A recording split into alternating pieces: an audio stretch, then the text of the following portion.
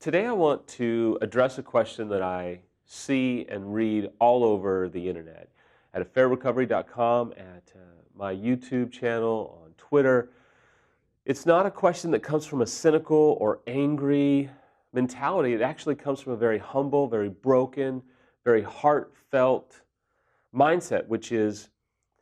will it always hurt this bad? And I think it's a very valid question because early on in recovery,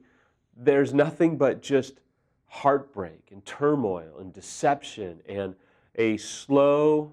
traumatizing process of realizing what's been going on for days, weeks, months, or years, sometimes decades. And there's a point where you just really don't know, is it always going to hurt this bad? Is our marriage always going to be like this? And I want to give you some hope today. And I want to help you understand that in one sense, no, it's not going to be this bad forever. But in another sense, I want to tell you that yes, it's going to be like this for a long period of time unless you're willing to do a few things. Unless you're willing to demand or expect or facilitate change in your relationship, it is going to hurt for a long time. But the reality is that we always have a choice in how we respond in what we do in situations like infidelity. If you're a betrayed spouse and your unfaithful spouse refuses to cooperate in recovery, you have the power to say, well, I need you to know,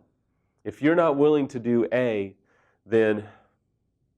B, C, and D, and E are going to be happening. I'm not going to sit back and just let you dictate what life looks like. I'm not going to allow you to refuse to cooperate with recovery or refuse to give me the details or refuse to do recovery work with third-party expert resources.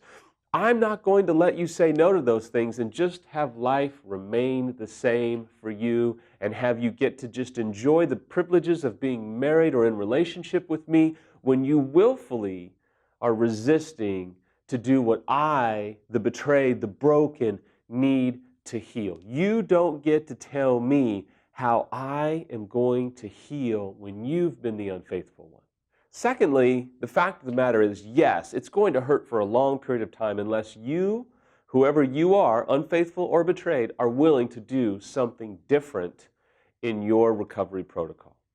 Meaning, if you're going to continue to perpetuate the issues that have been going on in your own life, if you're going to continue to blame, if you're going to continue to minimize, if you're going to deflect, if you're going to refuse to cooperate with recovery, then honestly, you can expect this to be very hard for a very long period of time. If you, for example, though, are the betrayed and you are unwilling to take your hands off of your spouse's recovery, and if your spouse or partner can always depend upon you, the betrayed, to micromanage them or babysit them or make them do their work or make them do this or make them do that, unless you're willing to change that approach and surrender and take your hands off the reins, if you will, you're going to continue to experience the difficulty and the speed bumps and the resistance and the banging of heads because you just can't get on the same page. Thirdly, I want to tell you emphatically, yes, you can expect this to hurt for a long period of time, maybe the whole entire process, unless you're willing to get expert help. Because duct taping it or kind of general help or, just getting marriage help but never addressing the infidelity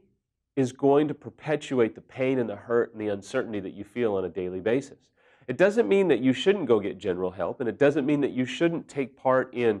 general marriage therapy or marriage conferences of that note or what have you. But unless you deal with the infidelity head on, and the only way to deal with infidelity head on is deal with an infidelity specific resource, unless you're willing to do that, it's going to hurt for a long period of time because you cannot, for very long, stuff down the incredible pain that you are feeling due to the infidelity that's going on in your own life. You have to be able to address it in a controlled environment where both parties are safe, where both parties can be vulnerable, open, and honest without being attacked, judged, or shamed for what they feel. And so unless you're willing to do that, it's going to hurt for a long period of time. Fourthly and finally, I think until you're willing to understand that that old marriage is gone and that old way of communicating, that old way of living is over, you'll never be able to get to the new marriage that might be possible for your situation. Or until you're willing to let go of that old person that didn't know about the infidelity or didn't know about what they were going through and didn't know what was going on behind their back, until you're willing to part with who that person was and find the new person who is healed, who is strong, who is stronger than they ever thought that they were able to be, who is more committed to themselves than they ever thought that they could be committed to, until you're willing to let go of that person and pursue the new person, the new season, and a new opportunity for new life for you, yes, you're going to stay stuck in a rut and it's going to hurt like hell. For the unfaithful spouse, it's the same principle. Until you're willing to let go of the old person you were, the liar, the hypocrite, the deceiver, the cheater, the person that allowed yourself to do things you never said that you would do, until you forgive yourself and let go of the person that you never thought that you could be and commit to becoming the new person that you don't even know that you can become, but you're willing to try. Until you're willing to let go of this person and pursue the opportunity of new life, new healing, new purpose, new commitments, new self-love, you're going to stay stuck and it's going to hurt for a long period of time. But I promise you, there's every opportunity for you to forgive yourself. And until you forgive yourself, until you commit to saying, okay, I'm going to pursue who I am supposed to be in this new chapter of life, you're going to stay stuck.